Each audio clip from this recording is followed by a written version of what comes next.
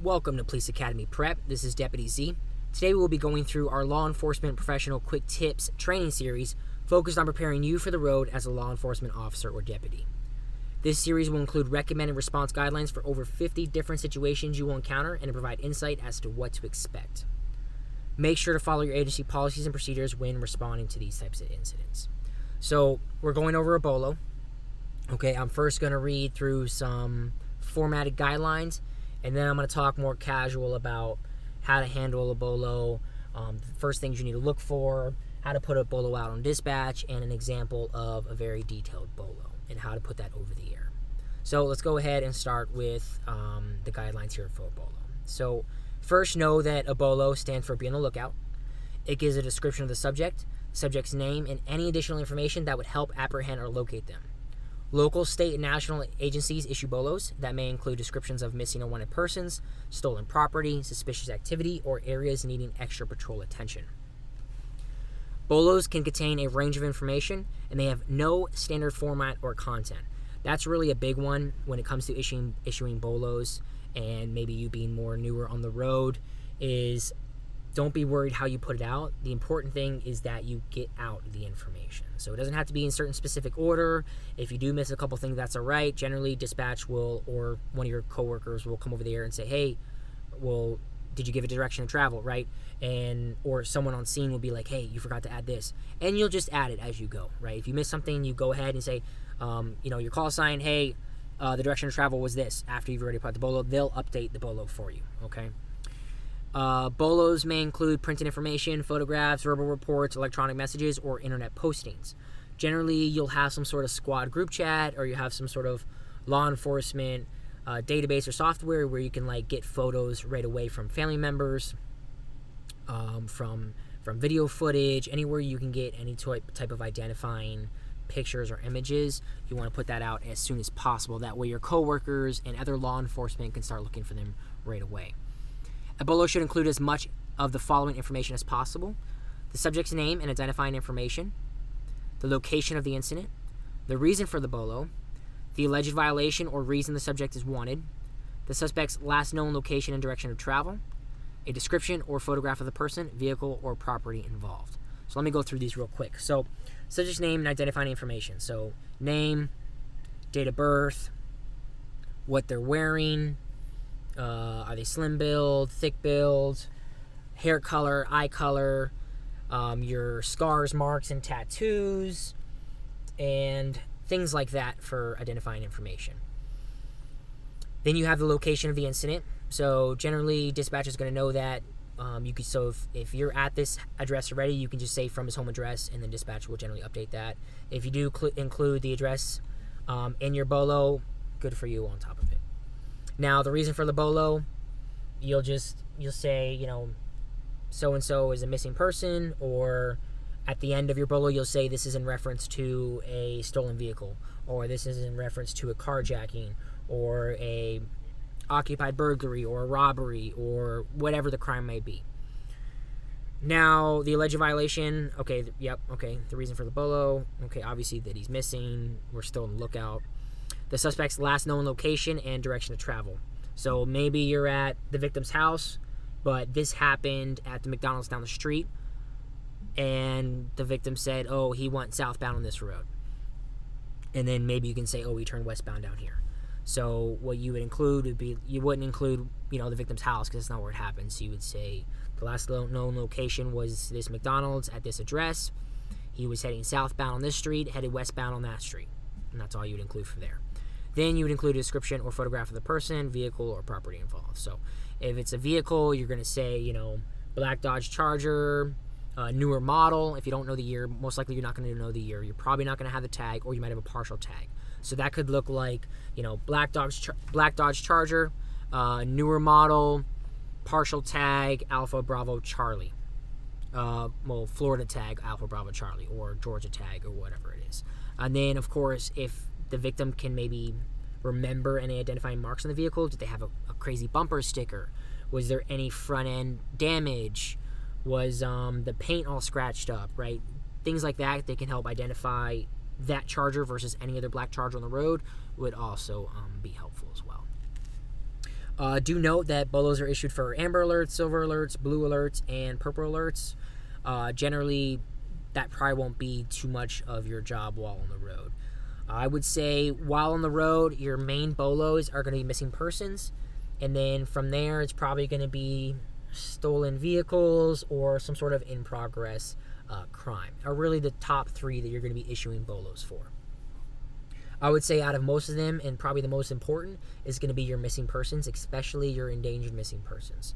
So when it comes to issuing BOLOs, you got to know when to issue it ASAP or you have time to wait. So if you get to a missing persons and it's the mom reporting her 30-year-old son in and he is not endangered, he just left the house and she wants a missing person report, you don't really have to rush. You can get all the information, etc.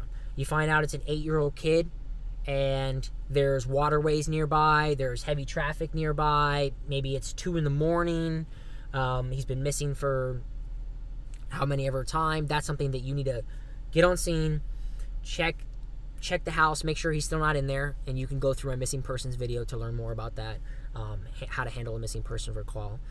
You get that right away. You know he's not there. You look the immediate vicinity. Hopefully your partners are doing that for you while you're getting the information. As soon as you have that information, you're like, hey, okay, what's his first name? What's his last name? Date of birth? Okay, how tall is he? How much does he weigh?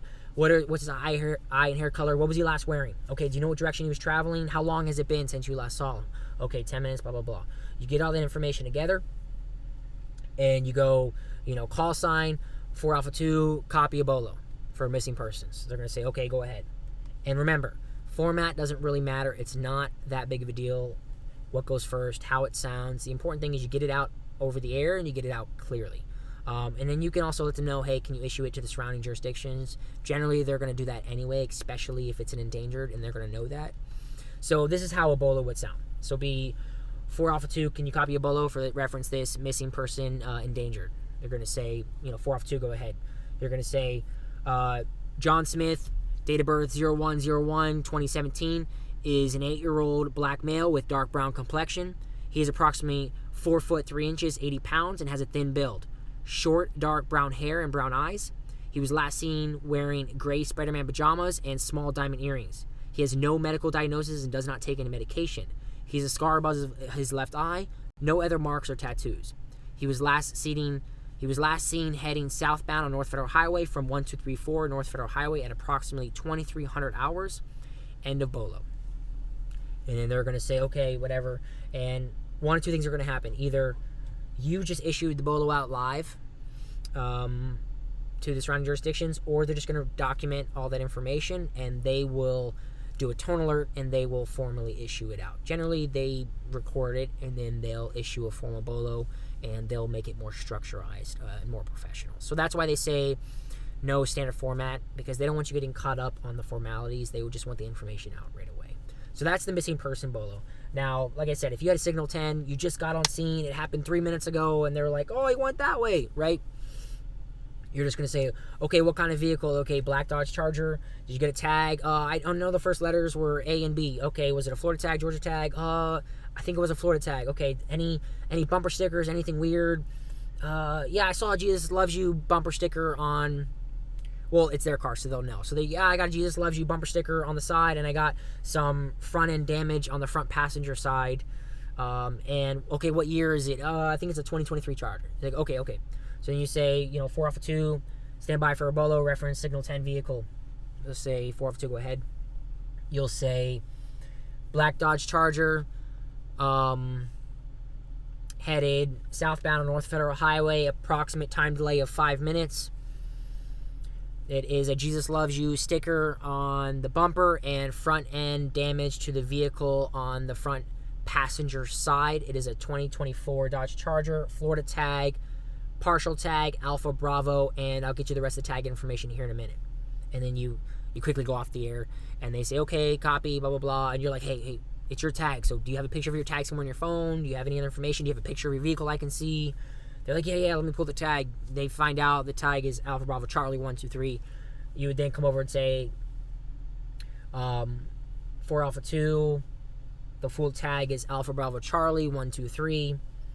etc. Right? Now, if they can't find a picture of their tag or they don't have it, you can always search them up in your law enforcement databases and see from the DMV records and see what vehicle they own, and then you get the tag that way. I mean, that's going to take you a little bit of time, but you'll need to get that eventually. So, and then of course, if they have a description of the suspect, you could say 402 copy more information on that BOLO, reference the suspect, and say, okay, go ahead.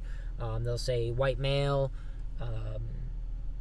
mid-30s, short blonde hair, white complexion, wearing, beige khakis and a white t-shirt, black shoes, whatever, right? If you even have that information. So as you saw from this one, I did that one on the fly. It was a little splotchy, right? It wasn't as structured as the first one. That's how it's probably going to sound on the radio, especially your first few times doing that, and that is totally okay. Like they said, no standard format. The important thing is you get it out quickly and you get it out clearly and effectively. That way your partners who are responding, because it's probably your zone, you were probably the closest one there. When you got partners coming from a distance, they need to get that information, that vehicle information, as soon as possible. That way, as they're driving, they hear you say, black Dodge Charger, front end damage, Jesus loves you sticker on the back, and all of a sudden that exact Charger, black Charger, starts passing them, heading that same direction, and they go, oh shoot, right? And they can turn around and get behind the vehicle. So that's the importance of a BOLO.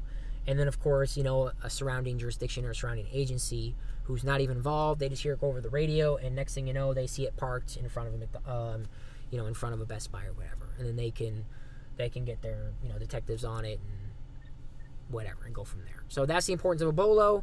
That's kind of how you run one. If you're listening to this and you're new on field training, don't be scared to put one out. Don't be scared to mess up. Like I said, the important information is that you get it out. What's nice about a BOLO is you can continue to update it as you get more information, etc. So just as you're responding to these types of hotter calls that might need a BOLO, just start thinking those questions in the back of your mind as you're responding, and keep people focused. When you get there, and like I said, it's a missing persons, that mom of that 8-year-old, that mom's going to be hysterical. She's going to be freaking out. You're going to say, hey, look, we need to find him ASAP. I really need this description. That way we can have the entire county, all agencies can start looking for him, but I need that information now. They're going to go, oh, okay, yeah. They're going to click, right? And they're going to realize they're going to have to focus to get it. If you can't get it because the mom is crazy hysterical, and even that wasn't enough to get her to focus, you have the dad, you have a sister, a brother, an aunt, uncle, cousin. Start getting that information from whoever you can.